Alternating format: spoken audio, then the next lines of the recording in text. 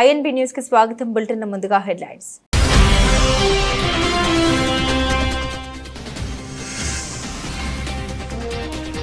తెలంగాణలో రుణమాఫీ ఎగ్గొట్టిన కాంగ్రెస్, మహారాష్ట్రలో ప్రధాని మోదీ విమర్శ.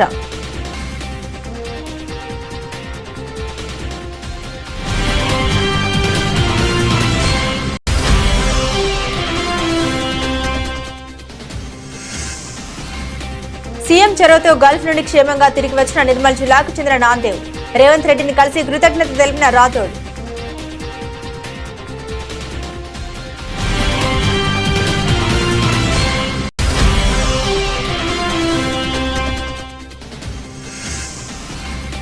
దుర్గగుడిలో ఆకస్మిక పర్యటించిన దేవాదాయ శాఖ మంత్రి క్యూలైన్లో కల్పిస్తున్న సదుపాయాలపై స్వయంగా భక్తులను అడిగి తెలుసుకున్న ఆనం రామనారాయణ రెడ్డి.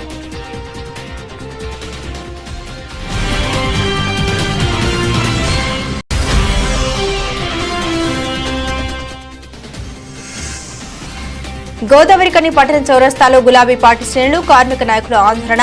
సింగరేణి సంస్థ సాధించిన నికర లాభాల్లో 33% వాటా ఇవ్వాలని డిమాండ్.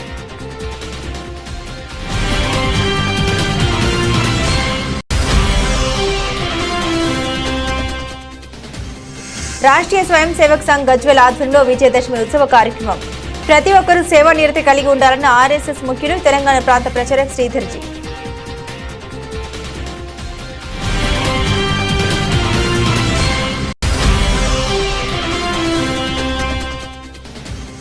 విజయవాడ నగరంలో సందడి చేసిన హీరో వరుణ్ తేజ్. నవంబర్ 14వ తేదీన విడుదల కానున్న మట్కా చిత్రాన్ని విజయవంతం చేయాలని కోరిన మెగాస్ హీరో.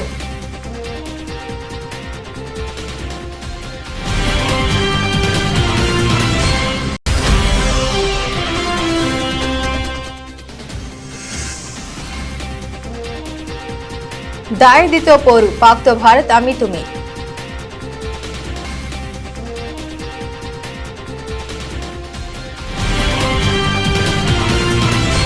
కాంగ్రెస్ పార్టీ బంజారాలతో పాటు అట్టడుగు వర్గాల్ని రైతులను నిర్లక్ష్యం చేసిందని ప్రధానమంత్రి నరేంద్ర మోదీ విమర్శించారు. మహారాష్ట్రలోని విదర్భలో శనివారం జరిగిన ఎన్నికల ప్రచార సభలో ఆయన మాట్లాడారు. ప్రతి ఎన్నికల్లో రుణమాఫీ చేస్తామంటూ బూటకపు హామీలు ఇవ్వడం కాంగ్రెస్ పార్టీకి అలవాటేనని ప్రధాని మోదీ ఆరోపించారు. తెలంగాణలో కూడా రైతుల రుణమాఫీ చేస్తామని హామీ ఇచ్చి అధికారంలోకి వచ్చిందన్నారు. అధికారంలోకి వచ్చి ఇన్ని రోజులైనా రైతుల రుణాలు మాఫీ కాలేదని అన్నారు. దీంతో రైతులు ఇప్పుడు రుణమాఫీ కోసం కాంగ్రెస్ ప్రభుత్వాన్ని నిలదీస్తున్నారని తెలిపారు. రైతులను కాంగ్రెస్ గౌరవించదని, వారి అవసరాన్ని పట్టించుకోదని అన్నారు. డ్రగ్స్ వ్యాపారంలో కాంగ్రెస్ కు సంబంధాలున్నాయని ఢిల్లీలో దొరికిన డ్రగ్స్ కేసులో కాంగ్రెస్ నేత పాత్ర ఉందని ఆరోపించారు. हर चुनाव से पहले कर्ज माफी का झूठा वादा कांग्रेस का पसंदीदा हथकंडा है। तेलंगाना में ये लोग कर्ज माफी का वादा करके सत्ता में आए, लेकिन सरकार बनने के बाद इतना समय गुजर गया, अब किसान कुछ पूछ रहे हैं कि उनका कर्ज माफ क्यों नहीं हुआ। भाइयों और बहनों, हमें भूलना नहीं है, महाराष्ट्र में भी कांग्रेस और महाआघाड़ी सरकार ने सिंचाई से जुड़े कितने कामों को रोक कर रखा था। जब एनडीए सरकार आई, సీఎం రేవంత్ రెడ్డి చొరవతో గల్ఫ్ లో నరకయాత్ర అనుభవించిన ఒంటెల కాపరి నాందేడ్ రాథోడ్ క్షేమంగా తిరిగి వచ్చారు. నిర్మల్ జిల్లాకు చెందిన నాందేవ్ గత కొన్ని రోజులుగా గల్ఫ్ లో ఒంటెల కాపరిగా వెళ్లారు. అయితే అక్కడ వాతావరణ పరిస్థితుల వల్ల తట్టుకోలేక రియాద్ నుంచి హైదరాబాద్ కు వచ్చారు. ఈ మేరకు సీఎం రేవంత్ రెడ్డిని కలిసి కృతజ్ఞత తెలిపారు. దుర్గగుడిలో దేవాదాయ శాఖ మంత్రి ఆకస్మిక పర్యటించారు. క్యూలైన్లో భక్తులకు కల్పిస్తున్న సదుపాయాలపై మంత్రి స్వయంగా భక్తులను అడిగారు. భక్తులు సంతృప్తి వ్యక్తం చేశారు. గతంలో కంటే మెరుగైన ఏర్పాట్లు భక్తులు చేయడం వల్ల భక్తులు వివరించారు. విజయవాడ దుర్గగుడిలో శరన్నవరాత్రుల ఉత్సవాలు, భక్తులకు కల్పిస్తున్న సౌకర్యాలు, వసతులపై దేవాదాయ శాఖ మంత్రి ఆనం రామనారాయణ రెడ్డి పర్యటన జరిపారు. క్యూలైన్లో భక్తులకు మంచినీళ్లు అందుతున్నాయా, సమస్యలు ఏమైనా ఉన్నాయని భక్తులను స్వయంగా అడిగి తెలుసుకున్నారు. భక్తులందరికీ అమ్మవారి దర్శనం బాగా జరుగుతుందా లేదా అని క్యూలైన్లో నిలబడి పరిశీలించారు. ఈ సందర్భంగా భక్తులు తమకు కల్పిస్తున్న సదుపాయాలపై సంతృప్తి వ్యక్తం చేశారు. తమకు గతంలో కంటే మరింత మెరుగ్గా అమ్మవారి దర్శనం లభిస్తుందని భక్తులు ఆనందం వ్యక్తం చేశారు. వసతులు కూడా మెరుగ్గా ఉన్నాయని మంత్రికి వివరించారు. ఈ సందర్భంగా మంత్రి ఆనం రామనారాయణ రెడ్డి అమ్మవారిని దర్శించుకున్నారు. అనంతరం దేవాలయ ప్రాంగణంలోనే ఉత్సవాలు నిర్వహిస్తున్న తీరుపై ఉన్నతాధికారులతో సమీక్ష జరిపారు. ప్రతిరోజు 3-4 సార్లు భక్తుల నుండి ఫీడ్బ్యాక్ తీసుకోవాలని, వారు సూచించిన ప్రకారం అదనపు సదుపాయాల కల్పనకు కూడా చర్యలు తీసుకోవాలని ఆదేశించారు. ముఖ్యమంత్రి చంద్రబాబు నాయుడు భక్తుల సౌకర్యాలకు పెద్దపీట వేయమని పదే సూచిస్తున్న విషయాన్ని ఈ సందర్భంగా అధికారులకు గుర్తు చేశారు. ఆ దిశలో ఉత్సవాలు జరిగే మిగిలిన రోజుల్లో మంచినీళ్లతో పాటు పాలు, మజ్జిగ కూడా పంపిణీ చేయాలని స్పష్టమైన ఆదేశాలు ఇచ్చారు. అనంతరం మంత్రి రామనారాయణ రెడ్డి దీమ తల్లి హారతలతో పాల్గొన్నారు. దుర్గమ్మవారి ఆలయ అధికారులు, దేవాదాయ శాఖ కలిసి సమన్వయంతో పనిచేయడం జరుగుతుంది. ఇప్పటికీ ఈరోజు అన్నప్రసాదం మధ్యాహ్నం వరకు చేసినటువంటిది 18,000 అన్నప్రసాదాన్ని వితరణ చేయడం జరిగింది. అలాగే ఇవాళ ఉదయం కట్టు పొంగలి 9,000 మందికి కట్టు పొంగలి వితరణ చేయడం జరిగింది. అది ఉదయం చేశారు. 10:30 నుంచి మధ్యాహ్నం 4 గంటల వరకు 18,000 మందికి అన్నప్రసాదం కూడా వితరణ చేయడం జరిగింది.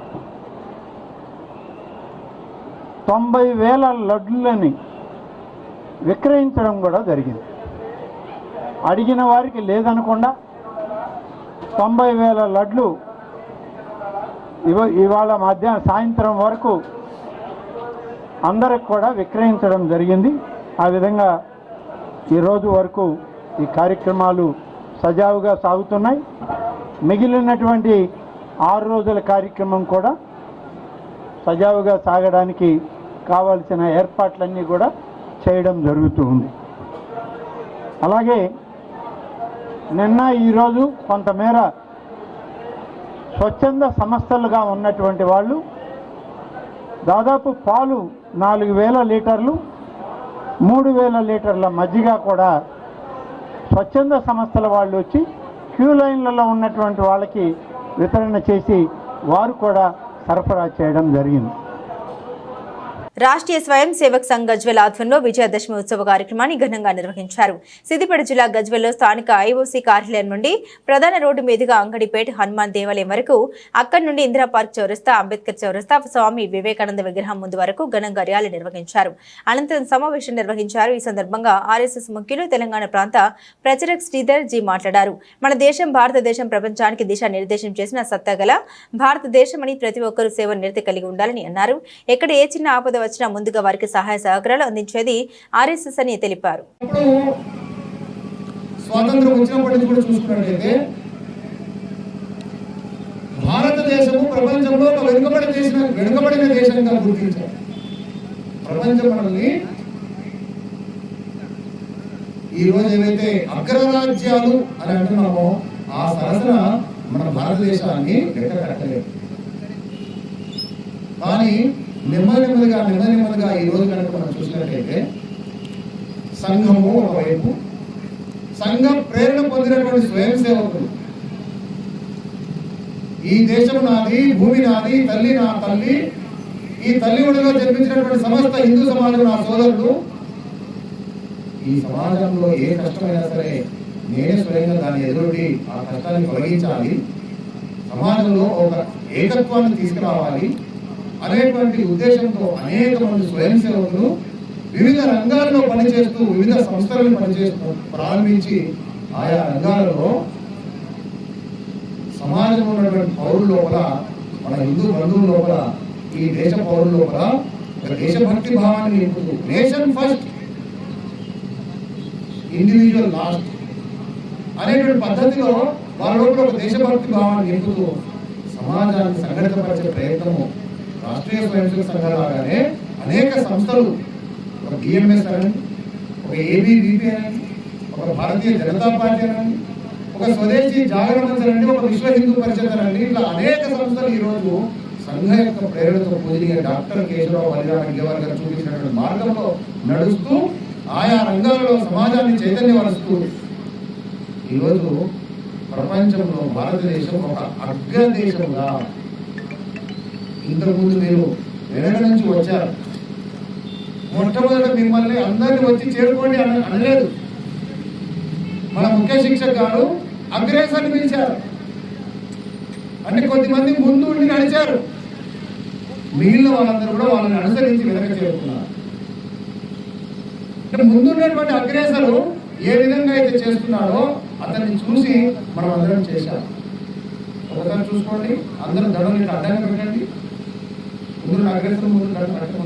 ఏపీ మార్క్ఫెడ్ చైర్మన్ గా కర్రోతు బంగారాజు ఏపీ మార్క్ఫెడ్ రాష్ట్ర కార్యాలయం విజయవాడలో బాధ్యతలు స్వీకరించారు. ఏపీ మార్క్ఫెడ్ అధికారులు వేద పండితుల మంత్రోచ్చరణ నడుమ మేళ తాళాలతో ఘనంగా స్వాగతం పలికారు. మరియు పలువురు ముఖ్య నేతలు హాజరయ్యారు. AP Markfed managing director doctor Manzeer Jilani Samoon, IAS నరెల్ మేనేజర్ సిహెచ్ శ్రీనివాసరావు ఆధ్వర్యంలో అధికారులు పెద్ద ఎత్తున ఏర్పాట్లు చేశారు. ఆయనతో పాటుగా నూతన డైరెక్టర్లుగా ఎంపికైన సభ్యులు అన్నపు రామకృష్ణ నాయుడు శ్రీకాకుళం, పర్స వెంకటరత్నం సుల్లూరుపేట, కేసీ హరి అనంతపురం, బంగళ శశిభూషణ్ రెడ్డి కడప, గుంటు బోగుల నరసింహారావు రాజులు సభ్యులుగా బాధ్యతలను చేపట్టారు. బంగారాజు కుటుంబ సభ్యులతో కార్యాలయంలో ప్రత్యేక పూజలు నిర్వహించారు. ఈ సందర్భంగా వారు మాట్లాడారు. తనపై ఎంతో నమ్మకంతో ఇంత పెద్ద బాధ్యత అప్పగించిన ముఖ్యమంత్రి చంద్రబాబు నాయుడుకి రుణపడి ఉంటామని, తనకి ఇచ్చినటువంటి పదవికి వన్నె తెచ్చేందుకు కృషి చేస్తామన్నారు. అలాగే రాష్ట్ర వ్యాప్తంగా మార్కెట్ అభివృద్ధి కోసం ప్రత్యేక చర్యలు చేపడతామని తెలిపారు. రైతులకు పూర్తి స్థాయిలో ఎరువులు అందేలాగా చర్యలు చేపడతామన్నారు. పప్పు ధాన్యాలకు మద్దతు ధర కల్పించే విధంగా చర్యలు చేపడతామన్నారు. పసుపు మొక్కజొన్న రైతులకు గిట్టుబాటు ధర కల్పిస్తామని అన్నారు. చాలా సంతోషకరమైన దినం ఈరోజు నాకు జీవితంలో. అనేక పదవులు చేసిన, జిల్లా ప్రజా పరిషత్ చైర్మన్ చేశాను, గతంలో యాదవ్ కార్పొరేషన్ చైర్మన్ చేశాను, తెలుగుదేశం పార్టీ జిల్లా అధ్యక్షుడిగా పనిచేస్తూ ఉన్నాను. ఈరోజు గౌరవనీయులు బడుగు బలహీన వర్గాల అభివృద్ధి ప్రదాత, దార్శనికుడు, సమాజ శ్రేయస్సే తన శ్రేయస్సుగా భావించేటువంటి ఒక పనిచేసి ఈ ఆంధ్రప్రదేశ్ని భారతదేశంలో గుర్తింపగలిగిన రాష్ట్రంగా తీసుకురావాలని తప్పిస్తున్నటువంటి ఒక బడుగు బలహీన వర్గాల అభివృద్ధి ప్రదాత పూజ్యులు నారా చంద్రబాబు నాయుడు గారు ఆశీస్సులతో యువ నాయకులు, రాష్ట్ర విద్యాశాఖ మంత్రులుగా ఈ రాష్ట్ర చరిత్రలో ఎప్పుడూ లేని విధంగా ఒక వినూత్నమైనటువంటి ఆలోచనలతో, వినూత్నమైన పద్ధతులతోటి ప్రజల దగ్గరికి ప్రభుత్వాన్ని తీసుకెళ్లాలనేటువంటి కృత నిశ్చయంతో, సంకల్పంతో నిత్యం ప్రతిరోజు ప్రజా దర్బార్లు నిర్వహిస్తూ ప్రజలందరి సమస్యల్ని వాళ్ళ సమస్యలే తన సమస్యలుగా భావించే వారి ప్రతి సమస్యని పరిష్కార దిశగా పనిచేస్తున్నటువంటి జాతీయ తెలుగుదేశం పార్టీ ప్రధాన కార్యదర్శి శ్రీ నారా లోకేష్ బాబు గారు నాకు సహకరించి, ఒకరు పెద్దలు ఆశీస్సులు, మరొకరి యొక్క సహకారం. నేను ఈ పార్టీలో పనిచేస్తున్న క్రమంలో ఈరోజు ఒక ఉన్నతమైన స్థితికి తీసుకొచ్చి పార్టీ అధ్యక్షులుగా చేశారు. వారి హయాంలో జిల్లా ప్రజా పరిషత్ చైర్మన్ చేశాను.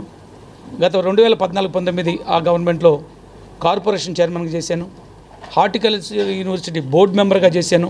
State organising secretary. ఇన్ని పదవులతోటి నాకు అనేక అవకాశాలు ఇచ్చి బలహీన వర్గాలకి తెలుగుదేశం పార్టీలోనే ఒక కేర్ ఆఫ్ ఉంటుంది, అభివృద్ధి ఉంటుంది, సంక్షేమం ఉంటుంది, వారి గౌరవం ఉంటుందని చూపించినటువంటి ఎన్టీ రామారావు గారి తర్వాత అంతకు మించి సింగరేణి కార్మికులు సాధించిన అనేక లాభాల్లో ఖచ్చితమైన వాటా ఇవ్వాలని మాజీ మంత్రి కోపుల ఈశ్వర్ డిమాండ్ చేశారు. పెద్దపల్లి జిల్లా గోదావరికని పట్టణ చౌరస్తాలో గులాబీ పార్టీ శ్రేణులు, కార్మిక నాయకులు ఆందోళన చేపట్టారు. సింగరేణి సంస్థ సాధించిన నికర లాభాల్లో 33% వాటా ఇవ్వాలని నాయకులు డిమాండ్ చేశారు. లాభాల్లో సగం కోత విధించి మిగిలిన సగంలో 33% ఇవ్వడం సరైన విధానం కాదని పేర్కొన్నారు. కాగా ఆందోళన చేపడుతున్న గులాబీ పార్టీ శ్రేణుని పోలీసులు చెదరగొట్టారు. టెంట్ ఏర్పాటు చేస్తున్న సమయంలో పోలీసులు పార్టీ శ్రేణులకు మధ్య వాగ్వివాదం జరిగింది. సింగరేణి కార్మికులకు తీరని ద్రోహం చేసిండ్రు. అసలు వచ్చినటువంటి లాభాలు 4,701 కోటి రూపాయలు. మరి పంచినటువంటి లాభాలు ఏవైతే ఉన్నాయో 2,412 కోట్లు మాత్రమే పంచిండ్రు. మిగిలిన పక్కకు తీసిండ్రు. చెప్పిందంతా ముఖ్యమంత్రి గొప్పగా 33% అని చెప్పిండు. మరి 33% అంటే వీళ్ళు ఇచ్చినటువంటి 2,400 కోట్లు ఉన్నాయో ఇవి కేవలం 16% మాత్రమే అవుతాయి. అంటే ఎవరిని మోసం చేస్తారు, ఎవరిని దగా చేస్తారు? పోయినసారి 2,000 పైచీలకు లాభాలు వచ్చినాయి. పోయినసారి 1,00,000 పైచీలకు లాభాల వాటా కార్మిక సోదరులకు పంచిండ్రు. ఈసారి దానికి డబల్ రావాల్సి ఉంది. దాదాపు మీరు 4 లక్షల రూపాయలు ఒక కార్మికుడికి రావాల్సి ఉన్నది. కొంచెం ఎక్కువ వచ్చిందనే ఉద్దేశంతో దానికే మీరు సంతోషపడండి, దాంట్లోనే సంతృప్తి పడండి అని మరి సమర్థించే నాయకులు కావచ్చు.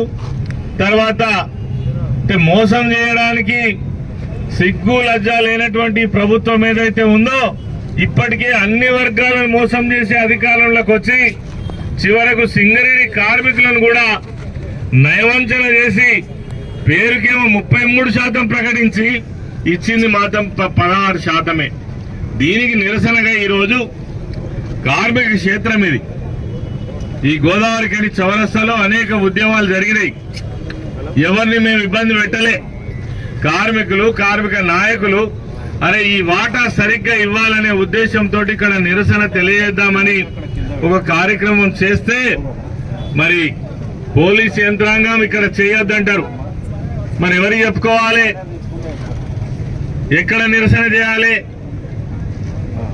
అంటే ప్రభుత్వం కనీసం. జనసేన పార్టీ అధినేత పవన్ కళ్యాణ్ సనాతన ధర్మం పేరుతో ఆర్ఎస్ఎస్ అజెండాని భుజన మోస్తే ప్రజలు హర్షించారని సిపిఐ రాష్ట్ర కార్యదర్శి కె రామకృష్ణ శనివారం ఒక ప్రకటనలో వెల్లడించారు. ఎన్నికల ముందు తనకి కులం లేదు, మతం లేదు, ప్రాంతం లేదని చెప్పిన పవన్ కళ్యాణ్ అధికారంలోకి వచ్చి ఉప ముఖ్యమంత్రి అయిన తర్వాత సనాతన ధర్మం గురించి మాట్లాడడం, రాజకీయంగా నష్టం జరిగినా పర్వాలేదని చెప్పడం ఆశ్చర్యంగా ఉందన్నారు. త్రివిక్రమ్ సినిమాల్లో పాత్రకి తగినట్టు ఒక్కో సినిమాలో ఒక్కో డైలాగ్ ఉంటుందని, అలాగే అధికారంలోకి వచ్చిన తర్వాత సినిమాల్లో మాదిరిగా పవన్ వ్యవహార శైలి ఉందని ఎద్దేవా చేశారు. బీజేపీ, మజ్లిస్ పార్టీలంటే అవి మతాన్ని రెచ్చగొట్టే పార్టీలని ప్రజలు అర్థం చేసుకుంటారని తెలిపారు. జనసేన లౌకిక పార్టీ అని, ఆ పార్టీ నాయకులు, కార్యకర్తలు లౌకికవాదులే అన్నారు. అణగారిన కులాల్ని, వెనుకబడిన వర్గాల్ని, మహిళల్ని కించపరిచే విధానం సనాతన ధర్మంలో ఉంటుందన్నారు. జనసేన పార్టీలో వివిధ కులాలు, మతాలు, ప్రాంతాలకు చెందిన వారు ఉన్నారని తెలిపారు. ఈ నేపథ్యంలో జనసేన అధినేత వైఖరిని ఆ పార్టీ నాయకులు, కార్యకర్తలు, పవన్ కళ్యాణ్ అభిమానులు సరిదిద్దాలని కోరారు. జనసేన అధినేత పవన్ కళ్యాణ్ గారు గతంలో పలుమార్లు చెప్పారు, నాకు ఏ కులం లేదు, మతం లేదు, అన్ని ప్రాంతాలు నాకు, నేను అందరికి కావాల్సిన వాడిని అని చెప్పాడు. మరి ఇప్పుడు రాష్ట్రంలో అధికారంలోకి వచ్చి ఉప ముఖ్యమంత్రి అయిన తర్వాత ఇవాళ స్పష్టంగా చెప్తా ఉన్నాడు, నేను సనాతన హిందూవాదిని, దానికోసమే పుట్టాను, దానికోసమే చేస్తాను, దీనికోసం నా రాజకీయంగా నేను నష్టపోయినా పర్వాలేదని చెప్పి రెచ్చగొట్టే పద్ధతిలో మాట్లాడే దశకు దిగజారాడు. నిజంగా చాలా ఆశ్చర్యకరం. ఎందుకంటే పవన్ కళ్యాణ్ గారు కానీ లేదా ఆయన కుటుంబం కానీ వాళ్ళెవరూ మత ఉన్మాదులు కాదు, వాళ్ళందరూ కూడా సెక్యులర్ వాదులే. అదేవిధంగా ఆయన పెట్టిన పార్టీ జనసేన పార్టీ కూడా అది లౌకిక పార్టీనే. ఆ పార్టీలో ఉండే వాళ్ళందరూ కూడా చాలామంది లౌకికవాదులే, అందులో ఎవరు మతం. ఏదో బీజేపీనో లేదా మజ్లిస్ పార్టీనో అయితే మిమ్మల్ని ఎవరు తప్పుపడ్డారు. బీజేపీ, మజ్లిస్ పార్టీలు అవి ఖచ్చితంగా మతోన్మాదాన్ని రెచ్చగొట్టే పార్టీలు కాబట్టి ఆ పార్టీని ప్రజలు అర్థం చేసుకుంటారు.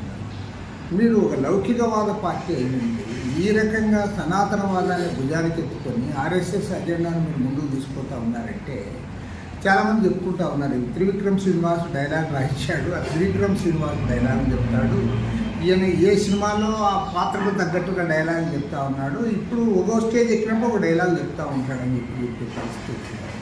కాబట్టి అంటే పవన్ కళ్యాణ్ గారు ఆలోచించుకోవాలి. ఆయన్ని సపోర్ట్ చేస్తున్న పార్టీ వారు, ఆయనకున్న ఎవరైతే ఫ్యాన్స్ ఉన్నారో ఫ్యాన్స్ కూడా అన్ని మతాల వారు, అన్ని కులాల వాళ్ళు ఉన్నారు. ఇవాళ సనాతనవాదం అంటే అనగారిన కులాలను, అంటరాని కులాలను, వెనుకబడిన కులాలను కించపరిచేది సనాతనవాదం, మహిళలను కించపరిచేది సనాతనవాదం. దాన్ని భుజానికి ఎత్తుకొని నువ్వు ఆర్ఎస్ఎస్ అజెండా మోస్తాను, త్రివిక్రమ్ శ్రీనివాస్ డైలాగులు చదువుతానంటే ప్రజలు హర్షించరు. కాబట్టి ఏమంటే ఆయన అభిమానులు, జనసేన పార్టీ నాయకులు పవన్ కళ్యాణ్ తీసుకున్న వైఖరిని సరిదిద్దారు. నువ్వు ఎన్నికల ముందు నువ్వేనాడు చెప్పలేదు ఈ రకంగా. ఎన్నికల ముందు నాకు అందరూ కావాల్సిన వాళ్ళే, నాకు కులమే లేదని చెప్పిన వాడివి, నాకు మతమే లేదని చెప్పిన వాడివి. నువ్వు అధికారం వచ్చిన తర్వాత డ్రెస్ మార్చుకొని నువ్వు అంటే ఏ సినిమాకి పోతే ఆ సినిమా డైలాగులు చెప్పినట్టు పాత్రకు అనుగుణం ఒకే సినిమాలో 2-3 పోర్షన్లు వేస్తే ఆ డైలాగులు వేరువేరుగా చెప్పినట్టు నువ్వు చెప్తే రాజకీయాల్లో ప్రజలు హర్షించారు, మానుకోవాలని కోరు. సోయా కొనుగోలు కేంద్రాలు సద్వినియోగం చేసుకుని ప్రభుత్వ మద్దతు ధరను రైతులు పొందాలని ఎమ్మెల్యే పవర్ రామారావు పాటిల్ అన్నారు. నిర్మల్ జిల్లా బైన్సాలోని మాటేగ్రామ్ గ్రామంలోని ప్రాథమిక వ్యవసాయ సహకార సంఘం కుబీర్ మండల కేంద్రంలో వ్యవసాయ మార్కెట్లో సోయా కొనుగోలు కేంద్రాన్ని ప్రారంభించారు. ఈ సందర్భంగా మాట్లాడారు. బైన్సా మండలంలో 18,000 ఎకరాల్లో, కుబీర్ మండలంలో 17,000 ఎకరాల్లో రైతులు సోయా పంటను సాగు చేశారని, మార్కెట్లో ధర లేకపోవడంతోనే వ్యవసాయ శాఖ మంత్రిని కలిసి కొనుగోలు ప్రారంభించినట్లు తెలిపారు. క్వింటాల్కు 4,892 మద్దతు ధర ఉందని, 12% తేమతో తమ పంటను తీసుకొచ్చి అమ్మాలని రైతుల్ని కోరారు. ప్రభుత్వం ఎకరానికి కేవలం 6 క్వింటాలు మాత్రమే కొనుగోలు చేయడంతో రైతుల సమస్యను తెలియజేయగా ఎకరానికి 10 క్వింటాలు కొనుగోలు చేసే విధంగా చూస్తామని హామీనిచ్చారు.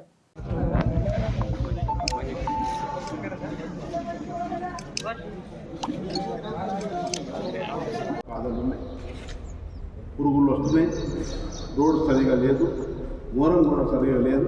కానీ ఇంతవరకు నేను 6 కిలోమీటర్ 6 కిలోమీటర్ల దగ్గరనే ఉంటానని నాకు దృష్టిగా మీరు కూడా చెప్పలేదు, నేను కూడా పెట్టలేదు, దృష్టి పెట్టలేదు దాని మీద.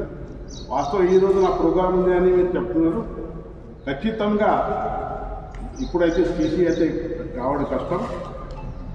ఫార్మేషన్ అంటే మోరం వేసి ఈ చుట్టుపక్కల గోడౌన్లో కూడా మోరం వేసి, రోడ్డు కూడా మోరం వేసి, రైతులు ఏదైతే పంట తీసుకొస్తారు ఇక్కడ వాళ్ళు ఈ గోడౌన్ దగ్గర తీసుకురావడానికి ఒక వారం రోజుల్లో పూర్తి చేస్తారని మీకు అందరికీ.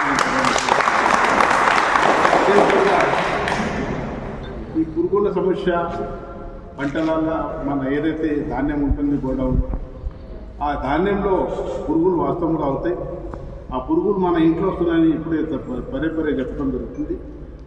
పేస్ట్ అటాక్ అని ఒక ప్రొసీజర్ ఉంటుంది గవర్నమెంట్. వారం రోజుల్లో ఒకసారి ప్రతిసారి పేస్ట్ అంటే స్ప్రే చేయాలి దానికి పురుగు రాకుండా. నెల రోజుల్లో మన ఎలుకలు గుచ్చి దాన్ని తెలుగులో ఏమంటారు పందులు అవి పందికొక్కం రావద్దని అది కూడా నెలకు ఒకసారి చేసేటటువంటి ఆ కాంట్రాక్టర్ ఎవరన్నా వాడి నిర్లక్ష్యం వల్ల మనకు ఇంట్లో అయ్యేలా పురుగు. దానికి కూడా నేను ఇప్పుడే మన చైర్మన్ గారు చెప్పారు, గంగాచలం చైర్మన్ గారు చెప్పారు, దానికి కూడా నేను మాట్లాడాను. రేపు ఎల్లుండి వాళ్ళకి పిలిచి ఇక్కడ పిలవల్సి బైసాలో ఆ పేస్ట్ అటాక్ కంపల్సరీ కావాలి. అయిన తర్వాత నాకు కళాలని మధ్య భారత తీర్థయాత్రలకు వెళ్లిన రాజన్న సిరిసిల్ల జిల్లా వేములవాడకు చెందిన ఆనువంశిక అర్చకులు మధ్యప్రదేశ్లోని ప్రసిద్ధ జ్యోతిర్లింగ క్షేత్రంలో బతుకమ్మ ఆడిపాడారు. ఓంకారేశ్వర్లో ఉపాధ్యాయుల కరుణ, చంద్రశేఖర్, పద్మ, చంద్రమోహన్ కుటుంబ సభ్యులు స్థానిక మహిళలతో కలిసి బతుకమ్మను ఆడారు. ఓంకారేశ్వర్ జ్యోతిర్లింగం దర్శనం అనంతరం తెలంగాణ సంస్కృతి సాంప్రదాయాలను పాటిస్తూ పూలతో బతుకమ్మను అందంగా పేర్చి పాటలు పాడుతూ సందడి చేశారు. అనంతరం బతుకమ్మను నర్మదా నది జలాల్లో నిమజ్జనం చేశారు. విజయవాడ ఇంద్రకీలాద్రిపై దసరా శరన్నవరాత్రి ఉత్సవాలు వైభవంగా జరుగుతున్నాయి. నవరాత్రుల్లో భాగంగా 4వ రోజు ఆదివారం అమ్మవారు శ్రీ లలిత త్రిపుర సుందరి దేవి అవతారంలో భక్తులకు దర్శనమిస్తూ ఉన్నారు. త్రిపురాత్రయంలో 2వ శక్తి లలితాంబవారు దేవి ఉపాసకులకు అమ్మ ముఖ్య దేవత.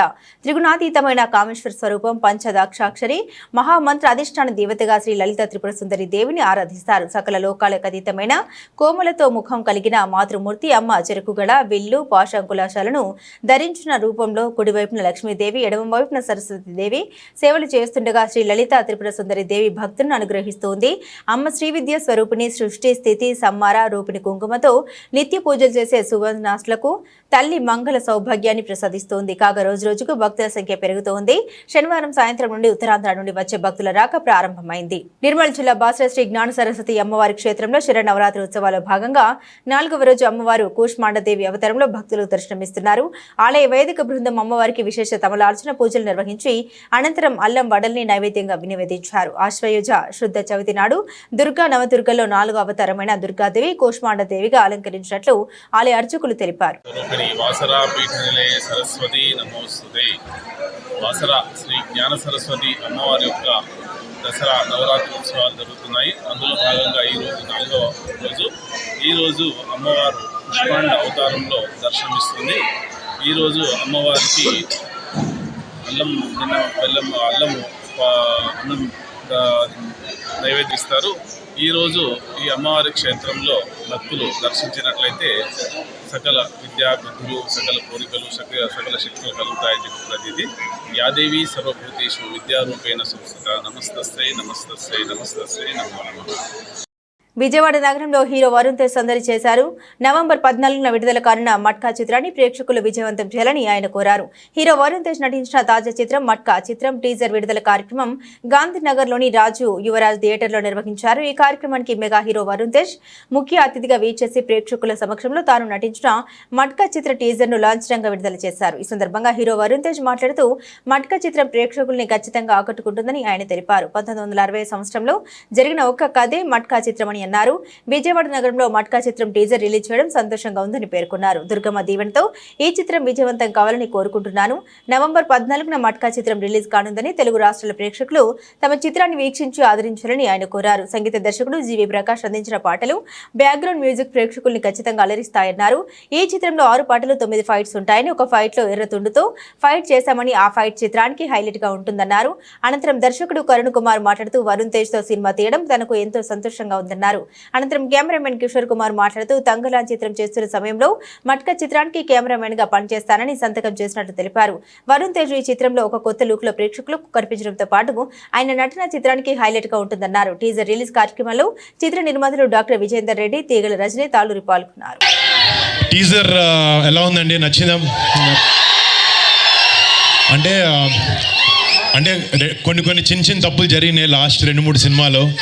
బట్ గద్దలకొండ గణేష్ సినిమా తర్వాత నాతో చాలామంది నువ్వేంటి అలాంటి సినిమాలు చేయట్లేదు అన్నాను. అలాగా అడిగిన వాళ్ళకి, అలాంటి సినిమా కోసం నా నుంచి అలాంటి సినిమా కోసం చూస్తున్న వాళ్ళకే ఈ మట్కా. రేపు పొద్దున మా థియేటర్లో ఒక మాస్ జాతరలో ఉండబోతుంది సినిమా.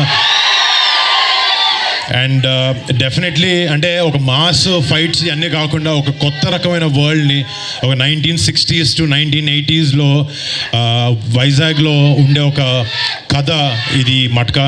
అండ్ డెఫినెట్గా రేపు పొద్దున ట్రైలర్ లాంచ్ అయిన తర్వాత మీకు ఇంకా కథ గురించి వివరణ ఇస్తాం. But I'm very very thankful మీ అందరికీ. ఇంకొక చిన్న విషయం, ఇందాక లాస్ట్లో వెనక్కి తిరిగినప్పుడు ఎర్రతుండి ఇట్లా పడుతుంది. అది సో సినిమాలో ఒక టైంలో మాత్రం నేను ఒక మార్కెట్లో లేబర్గా పనిచేస్తూ ఉంటాను. పనిచేస్తున్నప్పుడు ఒక ఫైట్ సీక్వెన్స్ ఉంది. డైరెక్టర్ వచ్చాడు, డ్రెస్ చూస్తున్నాడు, అంతా బాగుంది, ఏదో మిస్ అవుతుంది అన్నాడు. కరెక్ట్గా కాస్ట్యూమర్ తీసుకొచ్చి ఎర్రకండు మెడలో వేసాడు.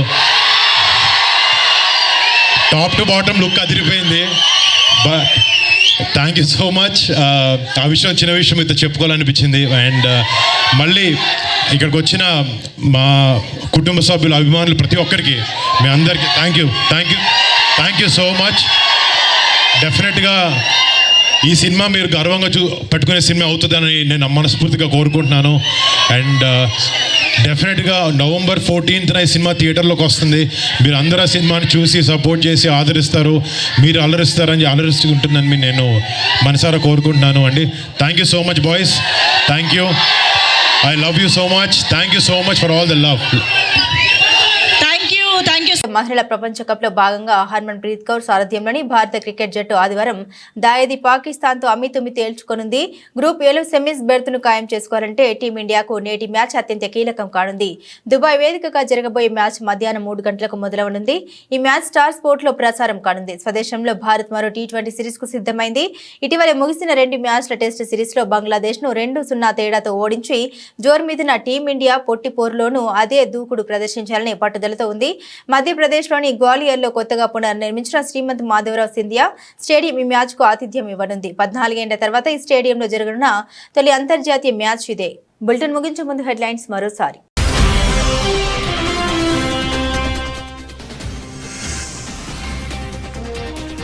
తెలంగాణలో రుణమాఫీ ఎగ్గొట్టిన కాంగ్రెస్, మహారాష్ట్రలో ప్రధాని మోదీ విమర్శ.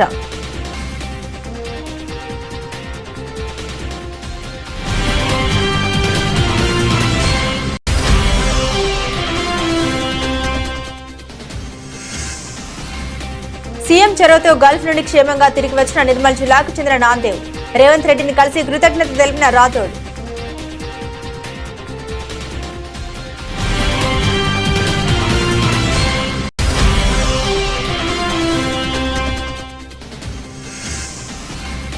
దుర్గగుడిలో ఆకస్మిక పర్యటించిన దేవాదాయ శాఖ మంత్రి క్యూలైన్లో కల్పిస్తున్న సదుపాయాలపై స్వయంగా భక్తులను అడిగి తెలుసుకున్న ఆనం రామనారాయణ రెడ్డి.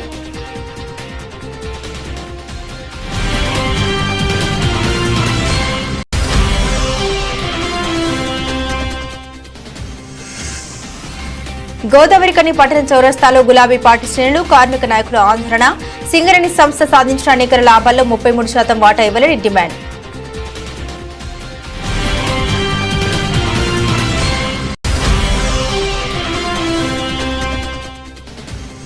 రాష్ట్రీయ స్వయం సేవక్ సంఘ్ గజ్వేల్ ఆధ్వర్యంలో విజయదశమి ఉత్సవ కార్యక్రమం. ప్రతి ఒక్కరూ సేవా నిరతి కలిగి ఉండాలన్న ఆర్ఎస్ఎస్ ముఖ్యులు, తెలంగాణ ప్రాంత ప్రచారక్ శ్రీధర్జీ.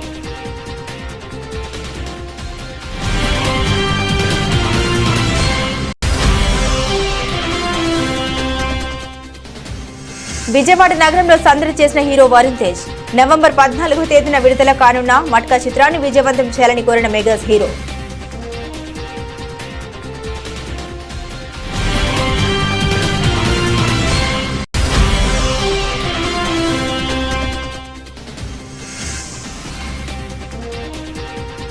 దాయిదీతో పోరు, పాక్తో భారత్ అమీతుమీ.